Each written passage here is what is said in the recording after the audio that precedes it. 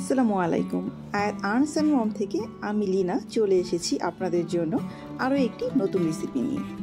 আজকে আমি আপনাদেরকে তৈরি করে দেখাবো পাক্কি বিরিয়ানি। পাক্কি বিরিয়ানি হচ্ছে খাসির মাংস দিয়েও রান্না করা যায়, আবার গরুর মাংস দিয়েও রান্না করা যায়। আমি আজকে আপনাদের গরুর মাংস দিয়ে রান্না করে দেখাবো এবং খুব সহজভাবে। তো চলুন। পাক্কি বিরিয়ানির জন্য আমি নিয়েছি 1.5 কেজি পরিমাণে গরুর মাংস এবং বড় বড় করে টুকরো করে কেটে নিয়েছি। এখন হচ্ছে ম্যারিনেট করার জন্য মশলা দিয়ে দিচ্ছি 1.5 টেবিল চামচ পরিমাণে রসুন বাটা, 1.5 টেবিল চামচ পরিমাণে আদা বাটা, দিয়ে দিলাম 2 চা চামচ পরিমাণে মরিচ গুঁড়ো। মরিচ গুঁড়ো হচ্ছে যে যেমন ঝাল খায় সেই পরিমাণে আপনারা অ্যাড করে নেবেন। দিয়ে দিলাম 1 চা চামচ পরিমাণে ধনিয়া গুঁড়ো এবং 1 চা চামচ পরিমাণে জিরা গুঁড়ো। দিয়ে দিলাম 1 বাটি পরিমাণে টক দই এবং 2 টেবিল চামচ পরিমাণে টমেটো সস এবং স্বাদ মতো লবণ এবং সামান্য একটু তেল দিয়ে নিচ্ছি, এতে করে কিন্তু ম্যারিনেটটা অনেক ভালো হবে। এখন সব মশলা একসাথে হচ্ছে মাংসের সাথে ভালো করে মাখিয়ে নিচ্ছি। মাখানোর পরে এটাকে হচ্ছে 30 মিনিট ম্যারিনেট করতে হবে। এর মাঝে আমি অন্যান্য কাজগুলো সেরে ফেলবো। এবং গোটা মশলার মধ্যে আমি নিয়েছি কাবাব চিনি, এলাচ, দারচিনি, শাহি জিরা, জয়িত্রী, লং, তেজপাতা আর সামান্য একটু জয়ফল নিয়েছি, সাথে হচ্ছে গোলমরিচ। আলুগুলোকে হচ্ছে বড় বড় করে টুকরো করে কেটে নিয়েছি। এখন আমি ফুড কালার অ্যাড করব সামান্য পরিমাণে, এতে করে আলুর কালারগুলো কিন্তু অনেক বেশি সুন্দর লাগবে। সাথে অ্যাড করলাম লবণ। যখন বিরিয়ানিতে হচ্ছে এই আলুগুলো ভেজে অ্যাড করব, এতে করে কিন্তু বিরিয়ানিটা দেখতে আরও বেশি আকর্ষণীয় হয়ে উঠবে। এখন চলে আসলাম নেক্সট স্টেপে। আমি হচ্ছে লিকুইড দুধের সাথে ফুড কালার অ্যাড করে নিয়েছি। এটা হচ্ছে বিরিয়ানিতে যখন উপরে দিয়ে দিব তখন কিন্তু বিরিয়ানির রাইসের কালারটা অনেক বেশি সুন্দর আসবে। এখন রান্নার জন্য একটি প্যানে পরিমাণ মতো সয়াবিন তেল দিয়ে দিলাম। তেলটা গরম হওয়া পর্যন্ত একটু ওয়েট করে নিচ্ছি। এখন হচ্ছে গোটা মশলাগুলো অ্যাড করে দিব তেলের সাথে। 20 থেকে 30 সেকেন্ড পর্যন্ত একটু ভেজে নিব, এতে করে কিন্তু সুন্দর একটা অ্যারোমা ছড়াবে।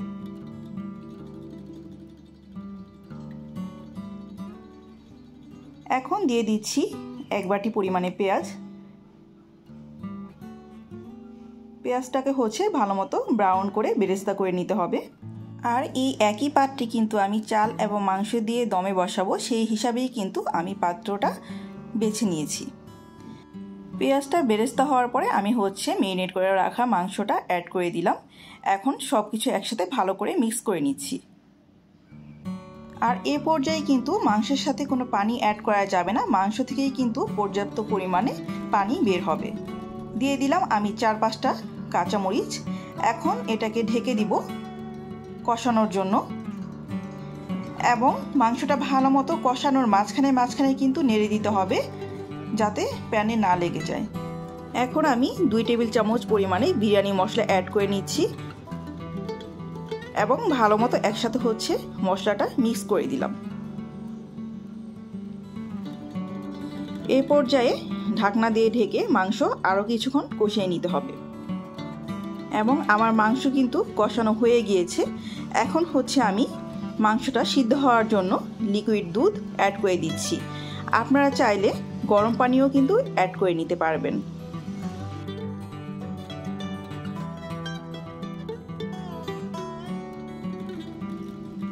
এখন ঢাকনা দিয়ে ঢেকে মাংসটা সিদ্ধ হওয়া পর্যন্ত ওয়েট করব। এখন আমি সামান্য একটু চিনি অ্যাড করে দিচ্ছি, এতে কিন্তু টেস্টটা ব্যালেন্স চলে আসবে। মাংসটা হতে হতে অপর একটি প্যানে আমি আলুটা ভেজে নিচ্ছি এবং আলুগুলো হচ্ছে ব্রাউন করে ভেজে নিতে হবে। এরই মধ্যে কিন্তু আমার মাংসটা পারফেক্টলি রেডি হয়ে গিয়েছে।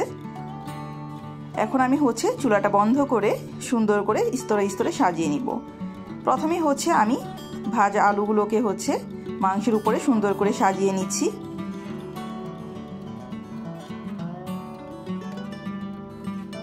এবং দিয়ে দিলাম 7 থেকে 8টা আলু বোখারা। দিয়ে দিচ্ছি পেঁয়াজ বেরেস্তা।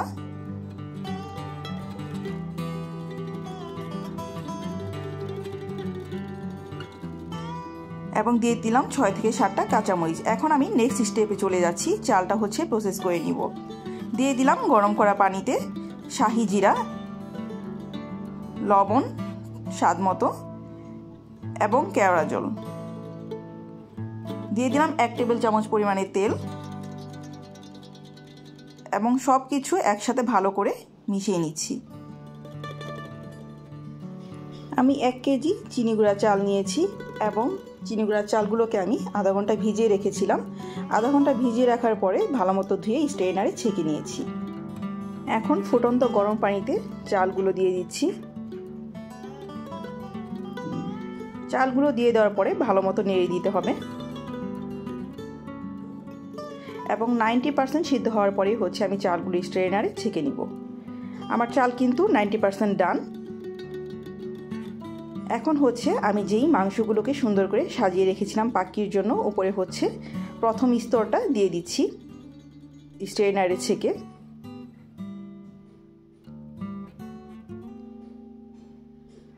এবং প্রথম স্তরটা হচ্ছে সুন্দর করে এরকম সাজিয়ে নিলাম।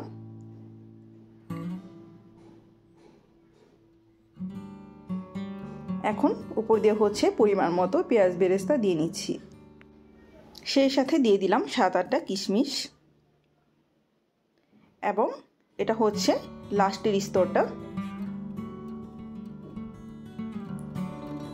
এবং এই স্তরে প্রথমেই দিয়ে দিচ্ছি কেওড়া জল।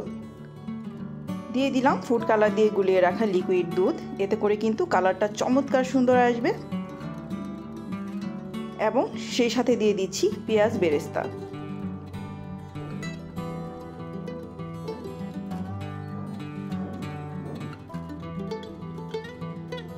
এখন দিয়ে দিব ঘি। ঘি দেওয়ার কারণে কিন্তু ফ্লেভারটা চমৎকার সুন্দর আসবে। এবং দিয়ে দিলাম কিশমিশ। সেই সাথে আমার পাক্কি বিরিয়ানি কিন্তু প্রসেসিং শেষ। এখন হচ্ছে একটি তাওয়ার উপরে বসিয়ে দিয়েছি।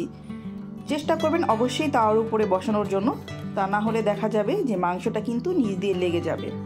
আর যেহেতু মাংসটা আগে থেকেই রান্না করা, মুখটা আলাদা করে আটা দিয়ে সিল করার দরকার নেই। আমি হচ্ছে জাস্ট যে ছিদ্রটা আছে সেটা একটা লং দিয়ে হচ্ছে ঢেকে দিয়েছি, এতে করে হাওয়াটা আর বের হতে পারবে না। 20 থেকে 25 মিনিটের মধ্যেই কিন্তু পাক্কিটা একদম রেডি হয়ে যাবে।